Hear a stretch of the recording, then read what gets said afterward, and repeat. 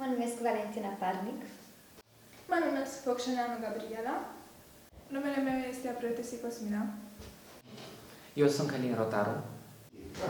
Bună ziua! Noi suntem elevii Liceului Petru Rareș din clasa 10-a D, sub îndrumarea domnului profesor Mihai Obreja, la firma Max Computers din Piatra Neamț, împreună cu domnul director tehnic Predan Florin.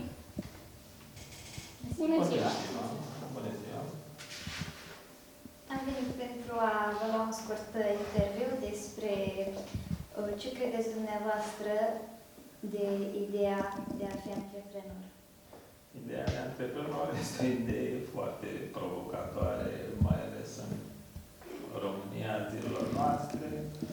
Aș putea zice că acum aproape 18 ani, când am început pe acest drum al antreprenoriatului, era mai ușor, cred eu, dar poate și din cauza tinereții care o aveam atunci. Ce v-a determinat să vă deschideți propria afacere?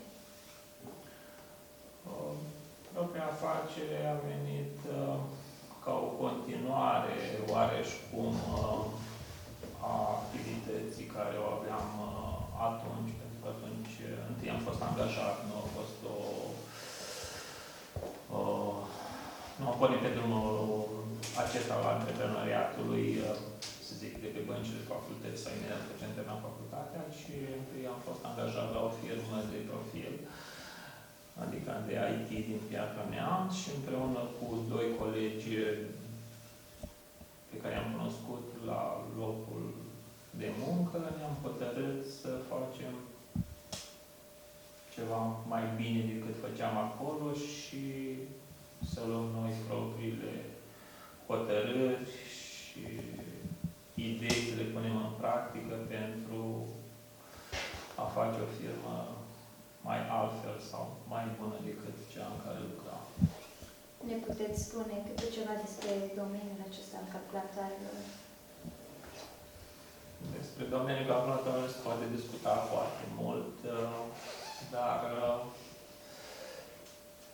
este clar că este domeniul, cred eu, cel mai actual în lume, nu neapărat în România, iar în România în particular, pentru că vedem fiecare dintre noi fără IT, să zic așa, nu neapărat fără calculator, fără cunoștințe IT, este foarte greu sau aproape imposibil să ajungi mai sus în orice domeniu. Deci, noi, prin firma Max Computers din Piatra Neamț, încercăm să oferim diverse servicii, atât de vânzări, cât și de service, cât și de rețelistică, pentru a completa nevoia fiecăruia sau cât mai multor oameni în acest domeniu. Care au fost primii dumneavoastră pași în deschiderea firmei? Sunt niște pași standard. Prima ar fi cu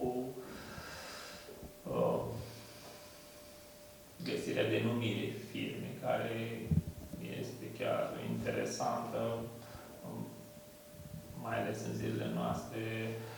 Zic în zilele noastre că am mai deschis o altă firmă în completarea acesteia, care o avem deja, și este o provocare chiar de la numele firmei, pentru că nu trebuie să semene cu nimic de pe din țară. Este o provocare chiar și găsirea unui nume de firmă care să difere de ceea ce există în țară. Asta ar fi ca o paranteză și ca o curiozitate care mie mi s-a părut destul de greu. Trebuie să încercăm vreo 5 nume de firme care să le învățim, să le schimbăm, să mai adăugăm cuvinte, dar asta e.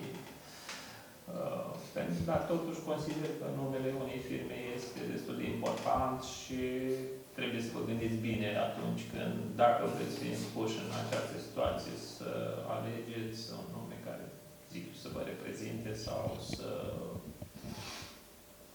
semnifice ceva atunci când este pronunțat. Există noțiunea de profil,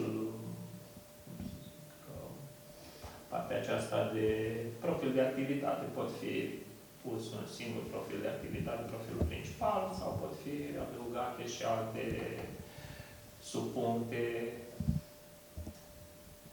cu alte activități care bănuiți sau vă doriți a fi dezvoltate ulterior în firmă.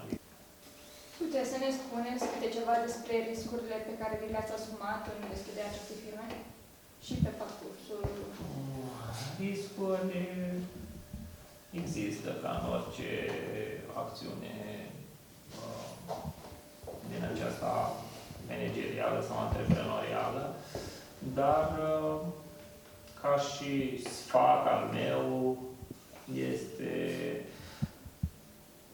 atunci când înființați o afacere să știți cât mai multe despre domeniul în care veți activa cu firma. La un moment dat sau la început ești nevoit ca tu să faci cele mai multe lucruri la înființarea unei firme.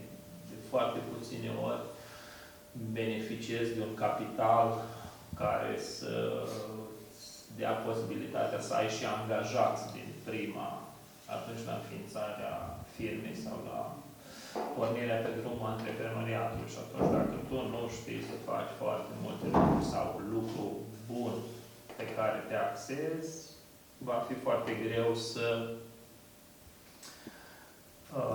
pornești o afacere sau să ai succes, cel puțin în primii ani. Ne bucurăm că în cadrul firmei noastre avem angajați foarte mulți tineri și aici când spun tineri mă refer persoane până în 40 de ani, dar avem și persoane sub 25 de ani cu care reușim să interacționăm destul de bine și încercăm să le potențăm elanul tineresc și să-i educăm, noi spunem, cât mai bine. Ați putea să ne spuneți ceva despre concurență? Concurența este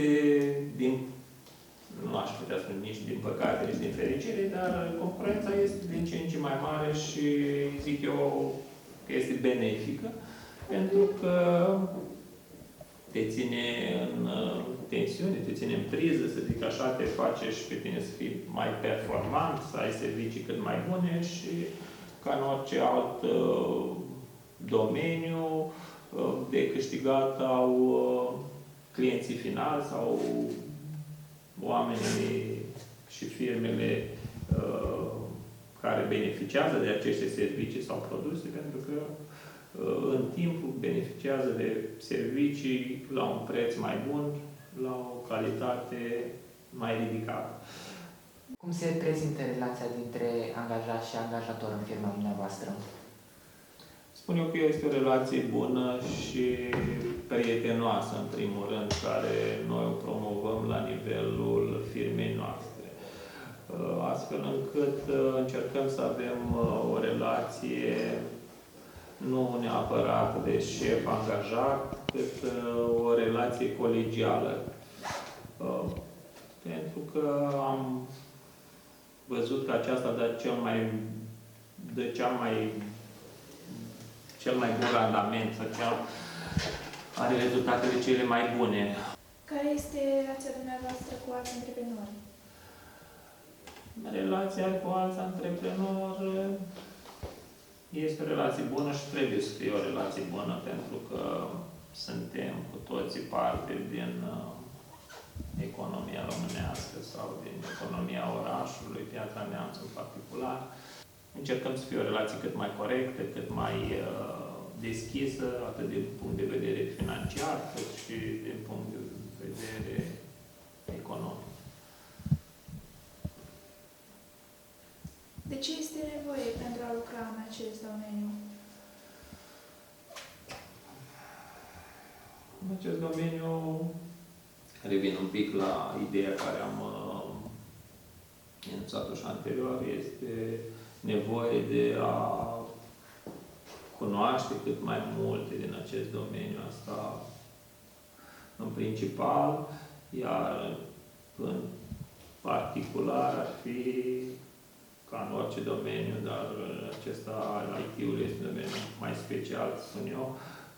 Este nevoie să fii cât mai în actualitate, să fii tot timpul la zi cu cunoștințele, cu invențiile sau inovațiile care se fac în domeniu, în așa fel încât să poți da sfaturi sau să poți iei o hotărâre în cunoștință de cauză. Și asta valabil, cred că, pentru orice domeniu, nu neapărat pentru IT, dar aici IT-ul este un domeniu mai dinamic și aici cred eu că se potrivește mai bine sfatul meu. Ați avut dificultăți în lucrul cu publicul?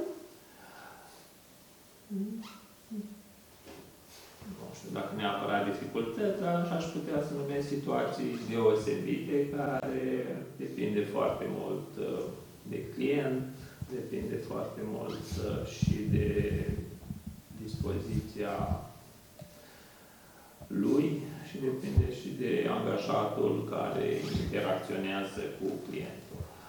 Sunteți mulțumit de ce ați realizat până acum? Aș putea spune că da, pentru că după 18 ani am reușit să avem sediul nostru după ce 17 ani în jumătate am fost în chirie, am pornit chiar de la zero, după cum ziceam, împreună cu alți doi colegi ai mei. Am venit fiecare calculator de acasă și aveam 3 calculatoare în firmă și așa am pornit, chiar de la zero. Singurul lucru care îl aveam era experiența noastră acumulată în cei 3 ani în care am lucrat înainte. Asta nu v-am zis, 3 ani am lucrat înainte în domeniul IT. Acolo ne-am cunoscut, ne-am hotărât să începem această afacere și chiar după această perioadă de 18 ani putem spune că am realizat ceva, deși a fost în unele momente dificil. Sunt mulțumiți sau suntem mulțumiți de ce am realizat și sperăm să realizăm cât mai multe. Ne puteți vorbi despre profit, vânzări, dacă vă mulțumește la urma urmei, toată lumea caută să câștige ceva destul de consistent din ceea ce face. Dacă vă determină să vă extindeți sau... Asta cu profitul este o discuție destul de complicată, mai ales în zilele noastre și în particular la firma noastră, să zic așa.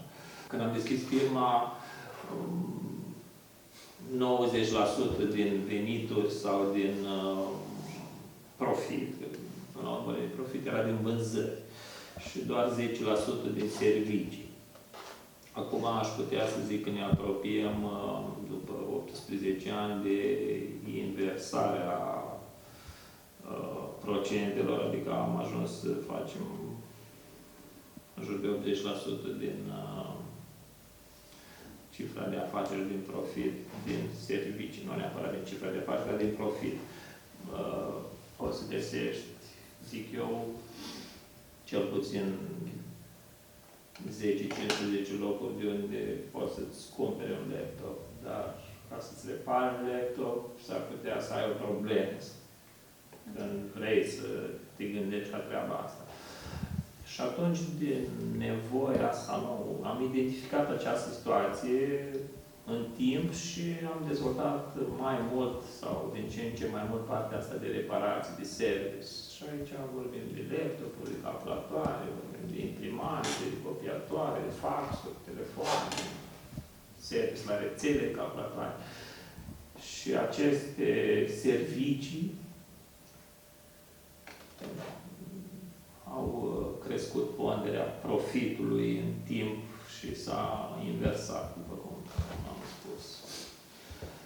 Deci, profitul mă mulțumește cel din servicii, iar profitul din vânzarea sau mutarea copiilor mă nemulțumește. Dar așa, pe scurt, pe ansamblu, îi mulțumitor profit.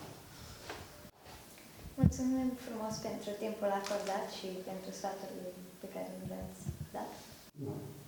Vă mulțumesc pentru această interesantă discuție și ca absolvent al Liceului Rareș vă urez cât mai multă baftă în activitățile viitoare. Mulțumim!